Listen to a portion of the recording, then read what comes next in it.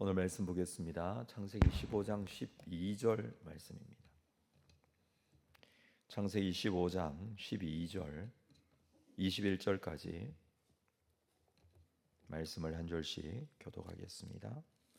창세기 15장 12절 해질 때에 아브라함에게 깊은 잠이 임하고 큰 흑암과 두려움이 그에게 임하였더니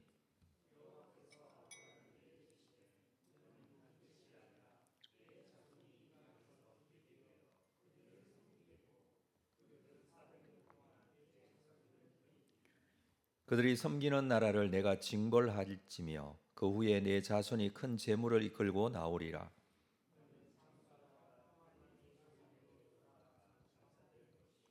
내 자손은 4대 만에 이 땅으로 돌아오리니 이는 아모리 족속의 죄악이 아직 가득 차지 아니함이니라 하시더니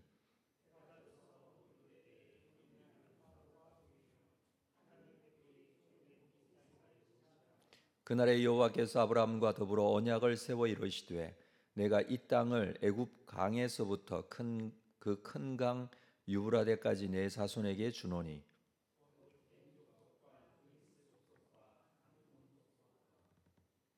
헷 족속과 브리스 족속과 르바 족속과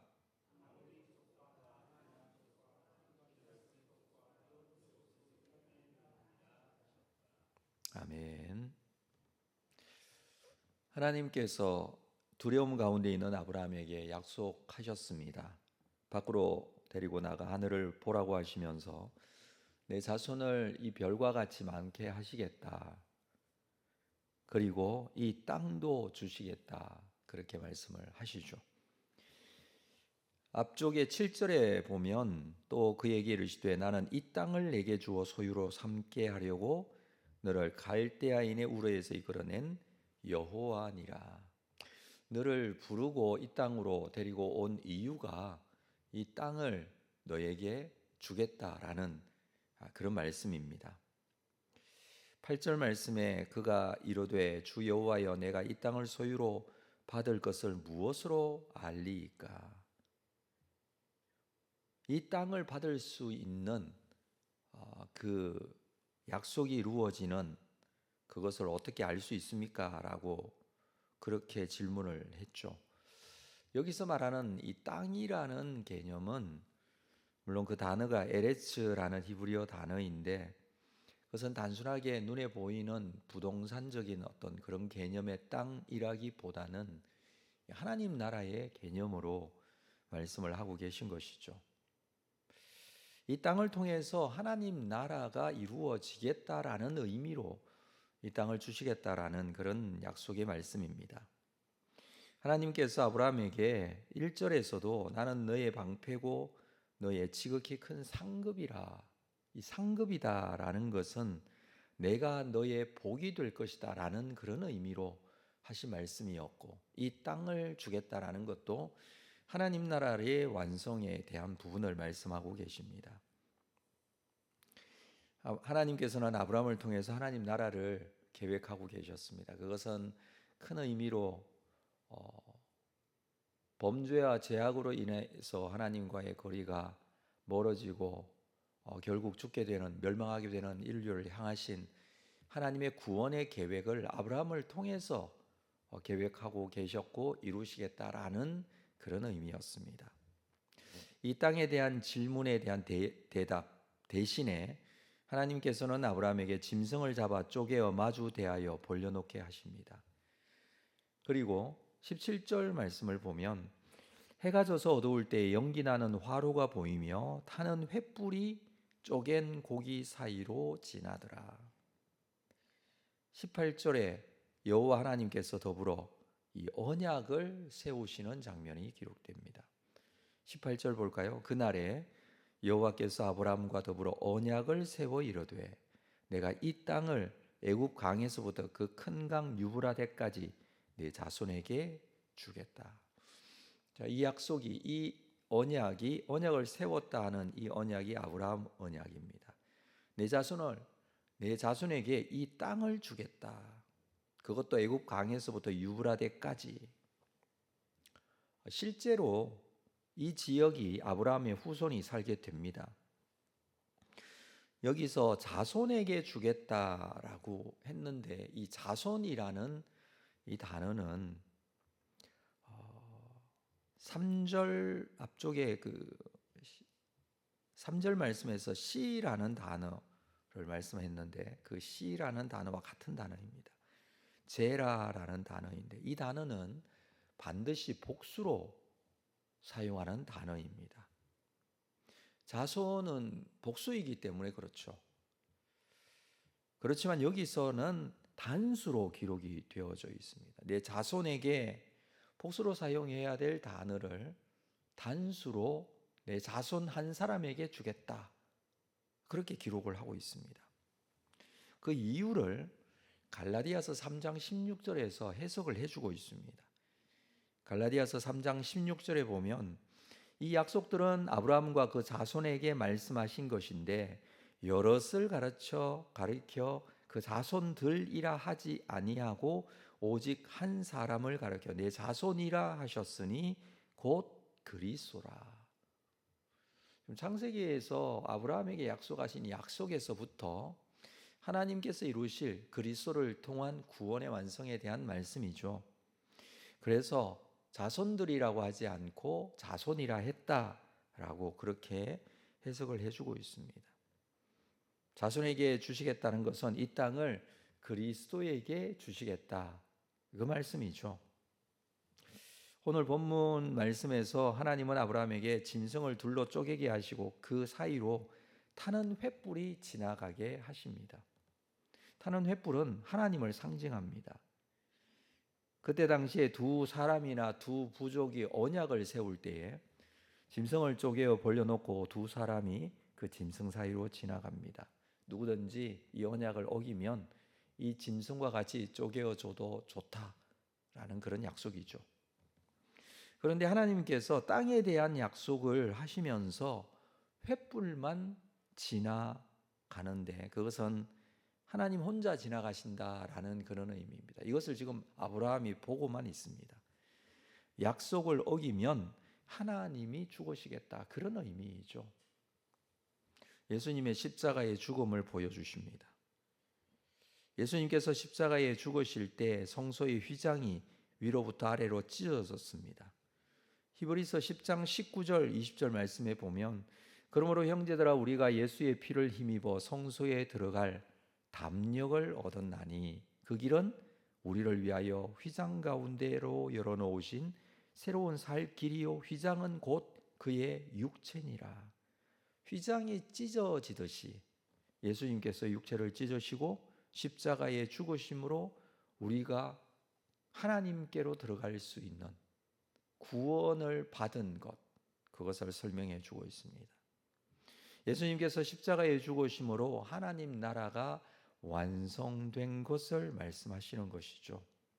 이 땅에 회복시키실 하나님의 계획, 이 계획을 지금 약속하고 계십니다.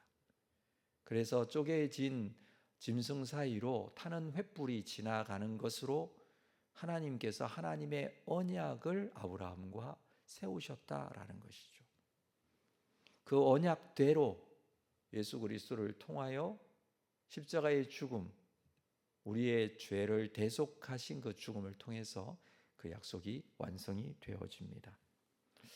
이렇게 구원에 대한 완성, 그 그림을 지금 아브라함에게 미리 보여주시는데 그러나 여기에는 전제가 있습니다. 그냥 되어지지 않는다는 것입니다. 모든 것은 그냥 곧바로 하나님 앞으로 갈 수 있는 그런 것이 아니라 과정이 있다는 것인데 그 과정에서 여러 가지 일들이 있습니다. 13절 말씀을 볼까요?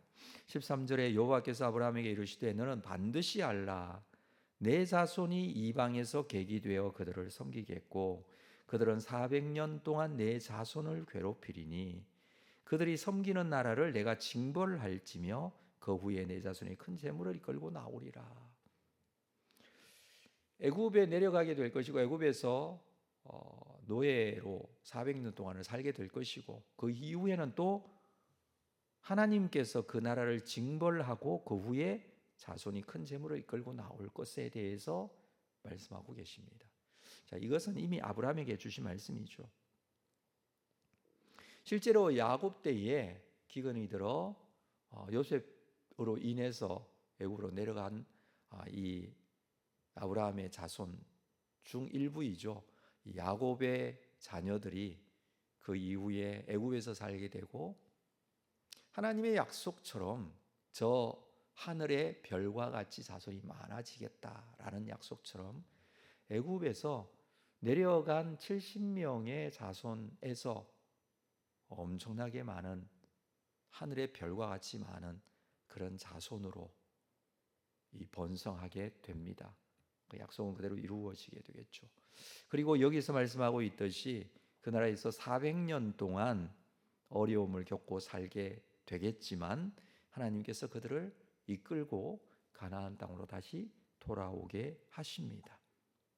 이 창세기를 읽고 있는 지금 1차적인 독자들이 광야에서 애굽에서 나와서 가나안으로 가고 있는 이스라엘 백성들이라고 했습니다. 그들에게 이 말씀을 통해서 주시는 약속은 아브라함에게 주신 그 약속이 지금 그대로 이루어지고 있고 또 앞으로 그 약속이 완성될 것인데 이들이 가나안으로 들어가 그 가나안에서 하나님 나라의 완성을 보게 될 것이다 라는 그 약속, 이루어진 약속이고 또 앞으로 이루어지게 될 그 약속의 말씀을 지금 창세기 말씀으로 읽고 있는 것입니다. 이것을 소망하며 광야의 삶에서 희망을 가지고 하나님의 인도하심을 받아야 한다라는 것을 창세기를 통해서 말씀하시는 것이죠. 이것은 우리에게 주시는 약속이기도 합니다. 예수님의 십자가의 구원은 우리의 삶에서 영원한 생명을 약속하신 것이기 때문에 그렇습니다. 우리는 이렇게 영원한 생명의 약속을 받은 자들이고 그 약속은 반드시 또 이루어질 약속이기도 합니다. 우리에게는 현재 주어진 상황들이 있습니다. 이스라엘 백성들이 광야에서 광야 생활을 하는 것과 같이 하나님의 인도하심을 받고 있지만 실제적인 광야에서 삶은 쉽지 않습니다. 그렇지만 그들에게는 분명히 지금 하나님의 인도하심이 있습니다. 불기둥으로 인도하시기도 구름 기둥으로 인도하시기도 합니다. 먹을 것을 주시기도 하고 마실 것을 주시기도 합니다. 그러나 여전히 어려운 것은 사실입니다. 그들은 장막을 걷고 치고 해야 합니다. 광야에서 힘든 적들과 싸우기도 해야 합니다. 그렇지만 약속의 말씀을 붙드는 자들, 그 약속의 말씀이 그대로 이루어질 줄로 믿고 또 이루어진 말씀을 경험하면서 그 약속의 말씀을 가지고 가고 있습니다. 우리에게도 하나님께서 두려워하지 말라라고 말씀하시면서 현재 나와 함께 하시며 그리고 예수 그리스도의 십자가의 구원을 온전하게 완성해 가실 것입니다. 성경에 보면 이렇게 두려워하지 말라는 말씀이 많이 나옵니다.